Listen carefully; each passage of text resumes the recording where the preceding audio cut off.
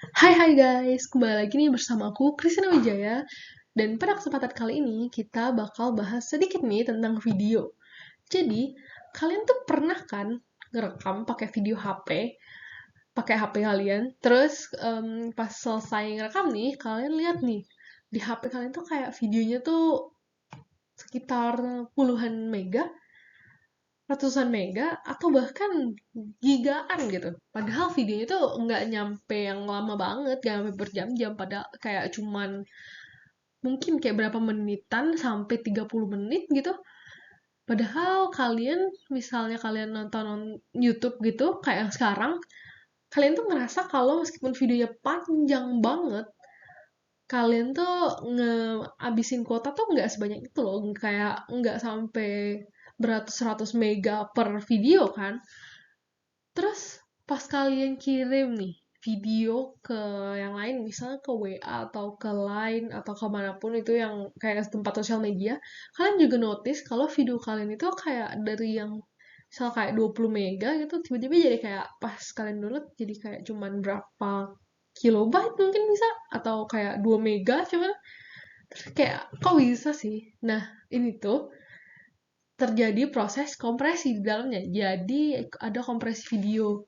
Kompresi video itu kayak ngecilin ukuran file dari yang awalnya gede banget jadi secukupnya aja gitu.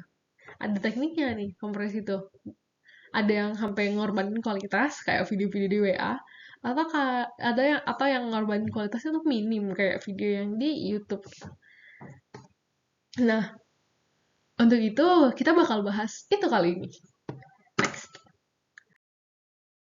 Jadi, kompresi video dengan tema khusus yaitu closed loop encoding dan tipe prediksi. Ini apa? Nanti kita jelasin lebih lanjut.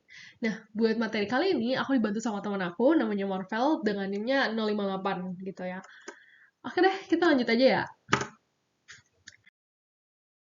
Pertama, closed loop encoding. Jadi, sebelum bahas lebih lanjut tentang closed loop encoding ini, kita bahas dulu semua teknik kompresi video yang berlaku lah ya. Jadi, di sini kompresi video tuh sebenarnya bisa dilakuin dengan teknik yang ini, closed loop encoding, ataupun juga open loop. Jadi ada yang terbuka sama tertutup nih. Apa nih? Apa dua hal ini? Jadi pertama kita ke kompresi yang secara umum dulu ya. Jadi intinya kalau kita ngekompresi video itu, kita itu pertama-tama tuh mesinnya, sistemnya, si komputer ini bakal ngambil gambar pertama. Jadi kan video itu kan terdiri dari ada banyak frame atau gambar gitu kan per second, per detik maksudnya. Jadi kayak video ini misalnya ini kayak 30 frame per detik, 30 gambar per detik buat nangkep aku yang lagi ngomong ini, karena semua video itu kan intinya gambar bergerakan. Nah, terus jadi si sistem ini bakal ngambil gambar pertama di video ini, terus dia bakal ngeprediksiin nih gambar selanjutnya kira-kira geraknya kemana ya, kayak tangan aku ini bakal kira-kira geraknya kemana, dan dia bakal prediksiin itu pakai kayak, oh dari sini ditarik lah itu garis kan, kayak dari sini bakal kesini kayak ada vektornya atau panah-panahnya gitu kan. Terus abis itu setelah dia prediksiin, dia bakal bandingin nih sama gambar selanjutnya, gambar yang beneran yang kita prediksiin tadi gitu. Jadi dia bakal bandingin sama gambar asli selanjutnya dan prediksi kita. Sama nggak sih? Kayak akurat nggak sih prediksi kita? Terus setelah dibandingin, tentunya pasti ada perbedaan lah ya di antaranya, karena hasil prediksi gak mungkin kayak sama persis gitu kan. Nah, setelah dibandingin, dia bakal dapat kayak, oh perbedaannya gini, gini, gini, gini. Nah, nah, terus di open loop, dia tuh bakal langsung disimpan di file kompresi. Jadi kayak di file videonya itu nanti yang kecil ukurannya itu dia bakal langsung disimpan di situ sih prediksinya. Tapi dia nggak kayak udah sampai di situ doang gitu. Prosesnya bakal lanjut lagi kayak ngulang lagi dari awal kayak tadi. Nah, gitu kira-kira konsep kompresi video ya. Nah, jadi yang disimpan di file videonya itu sebenarnya tuh nggak gambar semua gitu. Jadi yang mayoritas yang misal file asli itu mayoritas isinya gambar, yang gambar berapa gambar per detik itu, tapi kalau disimpan bener-benerannya tuh enggak. Jadi yang disimpannya tuh sebenarnya mayoritas adalah prediksinya, hasil perbedaan prediksi tadi.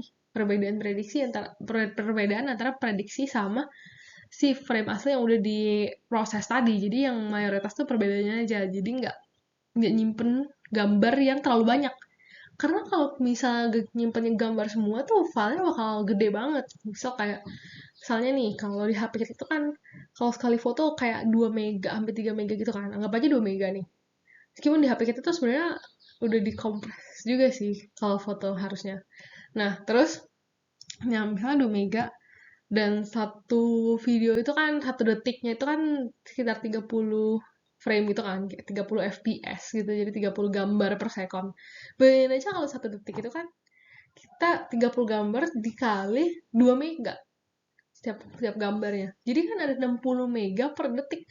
1 detik aja video langsung 60 mega kan, itu kan gede banget gitu kan. Jadinya ya nggak bisa lah gitu. Jadi kita harus pakai teknik kompresi tadi gitu buat nyimpennya supaya bisa lebih hemat tempat. Biar memorinya nggak habis juga kan gara-gara video doang. Nah, terus kita lanjut nih. Jadi seperti yang bisa kalian lihat di sini, itu tuh open loop itu bisa meningkatkan distorsi dan error. Jadi kayak ngurangin kualitas videonya lah gitu.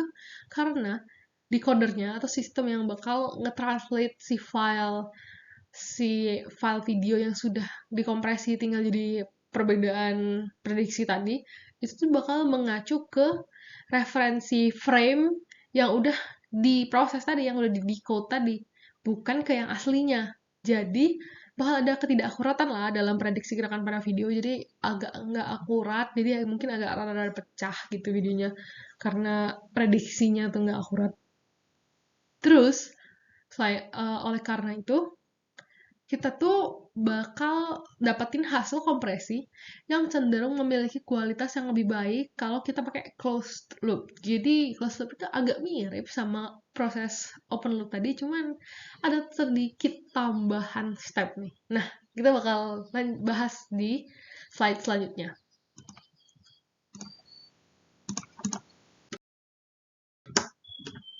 Nah, jadi di sini langkah-langkah closed loop encoding. Pertama yaitu motion compensation. Jadi di sini kita bisa lihat langkah-langkahnya ya. Jadi di sini kita mulai dari decoded frame end. Jadi kita habis itu decoded frame end ini masuk ke motion compensation. Nah, motion compensation ini apa? Jadi motion compensation itu adalah teknik memprediksikan motion atau gerakan antar gambar dengan membandingkan makro block itu kayak kotak-kotak kayak gini. Jadi gambar itu kan terdiri dari kotak-kotak. Jadi dia tuh bandingin kotak-kotak di setiap gambar ini gerakannya tuh bakal kemana antara satu frame dan frame lainnya. Jadi misalnya ini frame yang di depan nih, terus ini frame selanjutnya, dia bakal prediksi ini matahari bakal kemana, ini bakal si gunung ini bakal geser kemana, nah gitu. Jadi dia bakal prediksiin gerakan itu yang kayak tadi aku bilang. Terus habis itu karena ini komputer tuh nggak perlu nyimpen frame secara eksak kayak aku bilang tadi, tapi nyimpennya tuh prediksinya aja, si gerakannya aja kayak prediksinya ke atas gitu.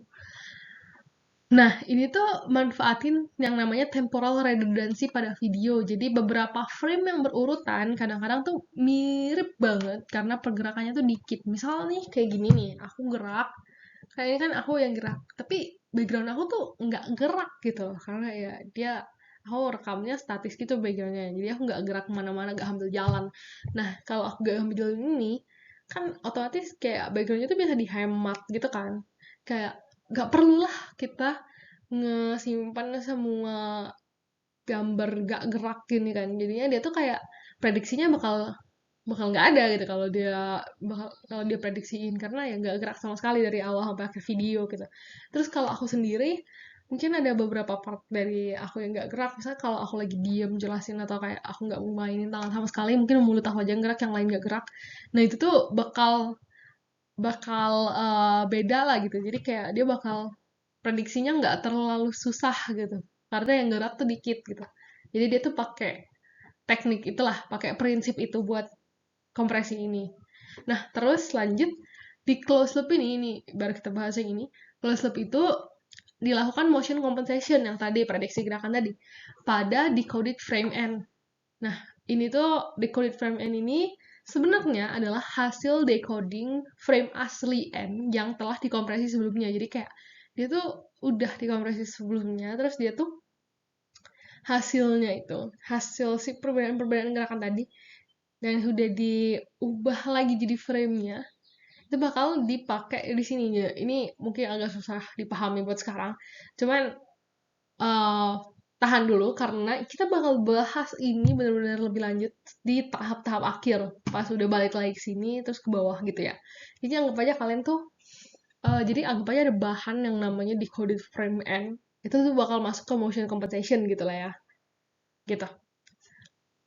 Nah, akhirnya bakal menghasilkan apa? Dia bakal menghasilkan motion vector encoding yang bawah ini sama prediksi frame n plus 1. Jadi bakal ya itu, prediksiin frame selanjutnya. Oke? Yang ini tahan dulu, intinya nanti kita bakal bahas. Jadi kayak kalian anggap aja ini bahan apa gitu, udah masukin ke motion compensation gitu ya. Terus, lanjut di motion vector encoding. Jadi kita ke bawah dulu nih sebelum ke atas. Jadi setelah hasil dari motion compensation tadi terjadi itu kan hasilnya ada frame n plus 1 yang diprediksiin sama motion vector encoding. Nah, jadi motion vector encoding ini merupakan proses encoding dari vektor-vektor atau anak panah yang tadi yang didapat dari motion compensation. Jadi kayak dia hasil panah-panahnya aja, hasil vektor-vektornya aja gitu. Terus hasilnya ini bakal disimpan di file video hasil kompresi sebagai yang namanya tuh encoded motion vectors untuk kepentingan decoding nantinya. Jadi si panah-panahnya itu bakal dibungkus gitu di encoding. Terus habis itu dia bakal disimpan di file videonya, langsung disimpan duluan gitu sebagai encoded motion vectors namanya. Itu bakal bermanfaat lah nanti buat pas kita mau ubah videonya jadi video lagi gitu, bukan yang prediksinya doang gitu. Terus lanjut ya. Nah, sekarang kita ke atas nih, yaitu difference image creation. Jadi di sini kita pakai hasil yang satunya yaitu prediksi frame n plus 1 atau prediksi frame selanjutnya dari motion compensation tadi. Nah, di sini tuh prediksi ini bakal dibandingin dengan frame aslinya, frame n plus 1 aslinya gitu. Yang lupa frame asli setelah frame n, yang tadi aku sempat bilang di awal, kayak dia tuh dibandingin gitu, prediksi sama aslinya. Nih, ini simbol perbandinginnya. Nah, setelah dibandingin ini, didapatlah difference image gini. Difference image itu merupakan perbedaan antara frame prediksi dan asli yang tadi, yang aku sebut tadi juga. Perbedaannya tuh kayak gimana sih bentuknya? Itu kayak gini nih, yang kayak kayak apa ya? Kayak garis-garis kotor yang kayak hitam putih abu-abu gitu yang kayak dikira noda cuman gitu. Tapi ini bukan, ini hasilnya gitu. Jadi ya, wujudnya itu sebenarnya kayak garis-garis perbedaan antara kedua frame tadi yang dibandingin. Dan ini tuh merepresentasikan kesalahan prediksi gerakan di kedua frame tersebut. Jadi dia ngeliatin, oh salahnya tuh di sini loh, yang asli tuh kayak gini gitu. Nah, lanjut ke tahap selanjutnya.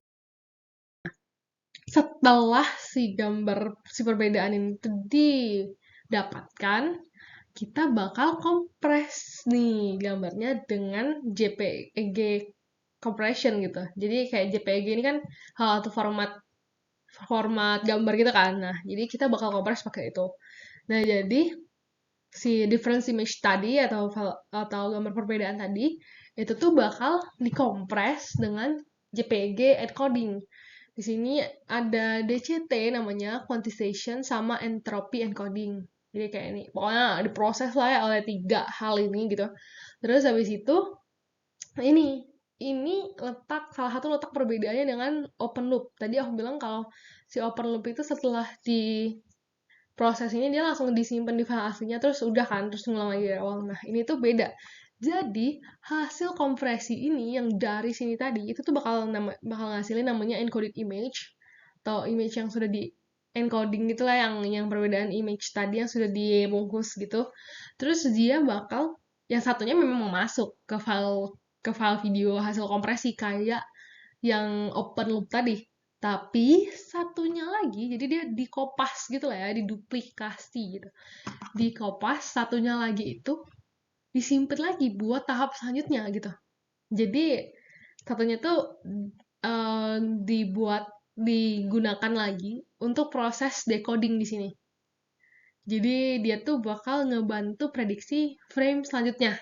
Nah, jadi dikopas lah gitu di sini, masuk ke file, satu lagi masuk ke tahap selanjutnya gitu, tahap ngulang lagi dari awal itu. Nah, apa sih yang terjadi? Nah, jadi di tahap ini tuh, tahap terakhir ini tuh, sebelum kita mulai loop-nya dari awal lagi, ini tuh em, proses decoding pada closed loop ini yang dilakukan pada duplicate encoded image yang tadi. Hasil kopas encoded image tadi masukin ke sini.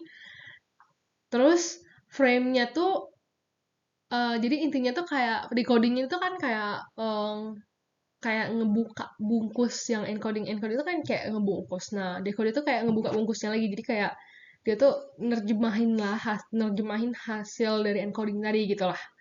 Nah, jadi di sini tuh si encoded image tadi, jadi si frame yang kita udah proses sedemikian rupa dari awal, yang udah kita prediksiin, udah kita cari perbedaan gambarnya, habis itu sudah kita kompres. Nah, itu tuh dan sudah kita encode juga, itu tuh bakal di-decode kembali atau bakal dibongkar lagi, dibikin lagi, ditata lagi jadi gambar yang sebelumnya. Jadi gambar yang ini dari yang ini tadi itu balikin lagi ke gambar yang berwarna ini gitu, gambar asli gitu, kayak gambar asli ya. Jadi kayak kita balikin lagi ke gambar yang sebelumnya dari hasil ini gitu. Mungkin nggak 100% akurat gitu, nggak 100% sama kayak gambar asli, cuman ya more or less lah sama lah gitu. Terus ini tuh intinya itulah intinya di decoding itu tuh kita ngubah dari yang ini yang udah di encode, terus jadi balik lagi ke gambar aslinya yang tadi gitu. Untuk apa sih ini tuh dilakukan? Jadi ini tuh supaya kita tuh bisa ngeprediksiin gerakan untuk frame selanjutnya dengan lebih akurat gitu. Dan minim distorsi juga, minim ngurangin kualitas lah. Karena dibantu dengan acuan ke frame sebelumnya. Jadi itu kan kita prediksiin frame selanjutnya gitu kan. Ya, kita mau prediksiin gambar selanjutnya ini bakal kira-kira gerakannya gimana sih. Nah, kalau kita nggak ada gambar sebelumnya, gimana kita mau prediksiin yang selanjutnya kan? Kayak susah aja gitu. Kayak ya bisa sih, tapi kayak kurang lah gitu, kurang akurat kayak soalnya kita nggak ada acuan nih sama yang sebelumnya, kita paling acuannya ke si vektor-vektor sebelumnya aja. Nah, di sini kita tuh jadi ada acuannya. Jadi karena kita punya frame sebelumnya, kita bisa lebih akurat untuk prediksi frame selanjutnya gitu. Nah, ini nih jadinya yang jadi ciri khasnya closed loop encoding. Jadi kalau di open loop itu kayak ngawang gitu ngeprediksiinnya. Kalau di closed loop encoding ini udah ada nih frame selanjutnya ini loh. Jadi kita bisa prediksi kira-kira ke sini gitu, kira-kira ke sini. Jadi lebih akurat gitu prediksinya. Nah, terus di sini jadi di decoding ini kita tuh menggunakan JPEG decoder. Jadi yang tadi JPEG encoder, sekarang decodernya. Nah, ini tuh isinya yaitu ada dekuantisasi sama inverse DCT gitu. Nah, jadi akhirnya proses ini pun berulang dari langkah pertama tadi dengan decoded frame n yang baru aja kita buat ulang lagi gitu. Terus dia balik lagi ke tahap atau ke loop yang dari awal gitu deh. Jadi kira-kira gitu nih proses untuk mengkompres video, proses untuk ngecilin file video itu. Nah, kita bahas tipe prediksi sekarang. Tipe prediksi itu intinya kan tadi aku bilang kita prediksi gerakan selanjutnya, kita prediksi gerakan selanjutnya. Nah, itu tuh sebenarnya ada berapa tipe-tipenya gitu buat prediksi. Jadi kayak kita tuh ada tekniknya yang tadi dan ada teknik prediksi juga kayak ada tipe-tipenya gitu. Terus di sini tuh biasanya kan si gambar yang digunakan untuk prediksi frame selanjutnya yang kayak tadi tuh dipilih dari frame sebelumnya, si close up tadi. Nah, tapi kadang prediksi ini nih bisa pakai frame selanjutnya juga. Nah, atau kombinasinya. Jadi sebenarnya nggak kayak yang tadi aja, ada yang lain gitu. Jadi intinya nanti kita bahas di slide selanjutnya nih. Jadi intinya itu tuh pertama tipe prediksi itu ada namanya iframes, p-frames, b-frames, sama multi-frame prediction. Nah, kita lihat aja nih ya. Pertama, tipe prediksi. Jadi di tipe prediksi ini kita bahas yang 3 awal dulu, nanti yang multi itu di selanjutnya. Nah, di pertama di iframes. Iframes itu singkatannya dari intra-frame coded. Jadi di sini tuh sebenarnya yang dilakukan itu tuh adalah mereka tuh si kompresor ini tuh cuman pakai redundansi spasial untuk kompresi. Jadi dia tuh intinya dia tuh gini, cuman ngekompres gambar aja. Jadi dia belum ke arah prediksi. Jadi di sini bisa dilihat tidak memiliki referensi ke frame lain. Jadi dia itu nggak ada acuan ke frame lain kayak yang tadi kita bahas pas prediksikan. Nah, jadi ini tuh bisa dibilang lah frame asli yang hanya mengalami kompresi gambar. Jadi kayak ini tuh kayak frame pertama misal gitu tuh. Frame pertama di video kan nggak ada bahan buat decoded image tadi kan yang buat awal banget ada bahan di motion composition. Nah, misal kalau frame pertama itu dia tuh kayak ya udah simpen aja itu jadi gambarnya aja ya, mas akhirnya dari awal langsung prediksi ruang kosong gitu kan. Nah, enggak. Jadi yang pertama itu si frame pertama itu bakal isinya frame asli gitu, frame asli tapi dikompres juga tapi secara gambar. Jadi dia langsung masuknya ke JPG encoder tadi, dia nggak yang lewatin loop itu. Nah, itu yang iframes. Tapi bukan cuma di frame pertama aja, jadi ada beberapa iframes lah di dalam satu video. Jadi dia nggak yang benar-benar semuanya isi prediksi semua, tapi ada juga iframe yang lain gitu. Terus ada p-frames yang kedua ini. Jadi itu singkatan dari predictive coded. Jadi P-nya tuh prediktif. Nah, ini tuh dia bakal bandingin frame dengan frame sebelumnya. Ini basically yang kita bahas tadi. Jadi p-frames itu tuh intinya kayak yang closed loop tadi, yang perbedaan-perbedaan tadi yang itu. Jadi intinya dia tuh memanfaatin namanya tuh redundancy temporal. Jadi ini kita punya reference atau referensi ke frame lain, ngacu ke frame lain, bisa ke iframe atau ke p-frame sebelumnya gitu. Jadi kita bisa ke aslinya atau ke prediksi sebelumnya juga gitu. Nah, yang terakhir ada B-frame. Nah, B-frame ini tuh singkatannya tuh bidirectionally coded gitu. B-nya bidirectionally. Nah, dari namanya ini udah ketahuan nih.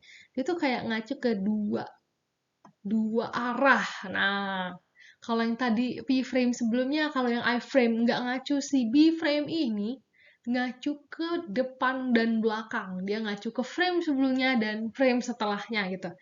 Jadi dia tuh juga manfaatin redundancy temporal kayak p-frames, tapi prediksinya itu ngacunya ke dua hal. Selain ke yang frame sebelumnya, dia juga ngacu ke yang frame selanjutnya gitu. Jadi kayak prediksinya tuh lebih akurat aja gitu karena dia ngebandingin dua-duanya kan. Gitu deh. Jadi iframe file asli anggap aja p-frame ini yang udah dikompresi kayak yang tadi, udah diprediksiin kayak yang tadi, bandingin sama frame sebelumnya. Kalau B-frame itu bandingin sama frame sebelumnya dan juga frame setelahnya, gitu ya. Nah, sekarang kita ke multi-frame prediction. Nah, ini tuh teknik yang paling sering dipakai saat ini karena dia tuh lebih menjamin kualitasnya karena merupakan gabungan dari ketiga jenis prediksi sebelumnya. Jadi ini tuh bakal ngasilin prediksi yang lebih baik dan lebih akurat. Nah, kira-kira gimana sih teknisnya? Jadi kita bisa lihat di gambar ini ya. Jadi urutannya ini ada display order, ada transmission order. Jadi kita tuh ngebuat transmission order dulu, baru kita susun sesuai display order gitu. Jadi di transmission order ini, frame yang jadi bahan reference frame lain atau yang diacu oleh frame lain itu tuh diletakkan sebelum frame yang mengacu ke reference frame tersebut. Jadi intinya bahannya itu disiapin dulu, terus baru kita buat. Terus buat selanjutnya, buat yang frame selanjutnya kita udah buat, dan ini tuh bakal jadi bahan buat prediksi yang lain gitu. Nah, jadi di sini kita bisa lihat yang putih ini namanya iframe, kayak ada I1 sama I10. Terus yang gelap banget ini B-frame, terus yang agak abu-abu muda ini namanya P-frame yang tadi. Nah, jadi di sini kita bisa lihat kan iframe itu file asli ya. Jadi kayak dia kita anggap file asli. Jadi dia itu bakal jadi bahan utama nih di sini. Jadi dia bakal kita taruh duluan di sini. Nah, kita taruh duluan di sini. Terus habis itu B-frame kita lihat panahnya aja nih. Dia itu bakal mengacu dia tuh bakal ngambil dari iframe sama dari p-frame. Nah, dia butuh p-frame ini buat prediksi kan. Buat dibuat itu dia butuh p-frame. Jadi kita tulis p-frame dulu nih. Karena kebetulan p-frame ini itu tuh dia tuh cuman mengacu ke nih lihat yang ini. Dia tuh ngacunya cuman ke iframe dan kebetulan udah ada di urutannya. Jadi kita tinggal masukin ke selanjutnya. Habis itu setelah punya I1 dan P4 ini, kita bakal lihat nih apa sih yang kira-kira bisa terbentuk dari mereka berdua. Kita lihat si B2 nih, ternyata dia tuh ngacu ini dan ngacu ke sini. Jadi dia ngacunya ke I1 sama ke P4. Jadi kita tulis nih B2 di sini. Terus kita lihat B3 sekarang. B3 itu ternyata sama dari I1 juga dan dari P4 juga. Jadi kita tulis juga nih B3 di sini. Nah, udah nih. Jadi si 4 ini kelar gitu. Kelar. Habis itu P7 sekarang. Nah, kenapa langsung P7? Karena ternyata si B5 ini ngacunya ke P4 sama P7. Jadi kita tulis dulu P7 di sini, terus baru B5, B6. Nah, kira-kira gitulah ya sampai akhir. Nah, jadi intinya basically yang biar mudah tuh kita tulis I-nya dulu, terus P, baru B yang ada di belakang P. Habis itu kita tulis P selanjutnya. Kalau nggak ada I, kita tulis P selanjutnya, terus B yang di belakang P itu. Habis itu selanjutnya dan selanjutnya terus lah pokoknya. Sampai habis gitu. Nah, kira-kira kayak gitu. Jadi, dengan prediksi yang gunain iframe, B-frame, dan P-frame ini, hasilnya tuh bakal lebih akurat karena dia tuh banyak banget prediksinya. Jadi bisa dikombin dan lebih pas lah gitu prediksinya ya. Terus selanjutnya ada group of pictures. Jadi ini tuh kayak satuan di dalam suatu video. Jadi dia tuh kayak kumpulan frame yang keurut dan digunakan sebagai unit. Jadi kalau air itu kita kayak berapa liter. Nah, ini tuh kayak intinya cuman ini tuh kayak unit buat video gitu, buat kompresi video. Jadi tuh seberapa banyak frame dalam satu GOP gitu. Jadi satu panjang GOP length ini tuh jarak antar iframe. Jadi dilihatnya dari iframe, jaraknya berapa frame gitu. Jadi parameternya itu ada dua jenis. Pertama berdasarkan standar Codex, ini tuh N adalah jumlah frame dalam GOP. Misal yang ini kita lihat ya, GOP yang itu ada 1, 2, 3, 4, 5, 6, 7, 8, 9, 10, 11. Sama 12. Nah, jadi N-nya itu 12 gitu jumlah frame-nya. Terus M ini jarak antar anchor frame. Anchor frame itu apa sih? Anchor frame itu adalah iframe atau p-frame. Ini tuh kayak frame jadi referensi buat yang lain lah gitu. Jadi ini tuh iframe, jadi misalnya lihat jarak antar anchor frame-nya I sama I selanjutnya itu kan ya tadi berarti ini 12 jadi ini 11 gitu jaraknya. Terus habis itu 12 ya berarti jaraknya. Terus habis itu si p-frame ini jaraknya antar si b-frame itu kita lihat konstan itu cuma 2 gitu. Nah, jadi M-nya itu anchor frame. Atau kalau kita lihat dari I ke P itu 2, ini 2, ini 2, ini 2. Nah, ini jadi M-nya itu 2 gitu.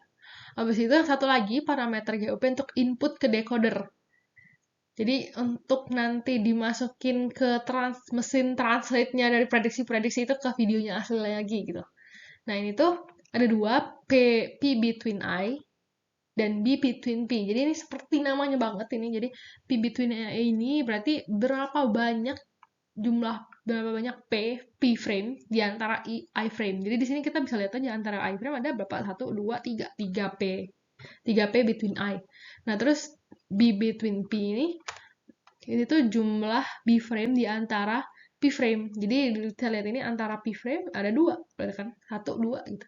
Jadi B between P-nya ada 2. Nah, gitu. Udah deh, jadi itu satuannya. Nah, kira-kira gitu deh tentang kompresi video mulai dari yang closed loop encoding yang lebih bagus tadi, dan juga tipe-tipe prediksinya. Sekian dari saya, terima kasih atas perhatiannya teman-teman. Semoga membantu dan semoga kalian bisa lebih paham tentang kompresi video ini. Oke, see you next time.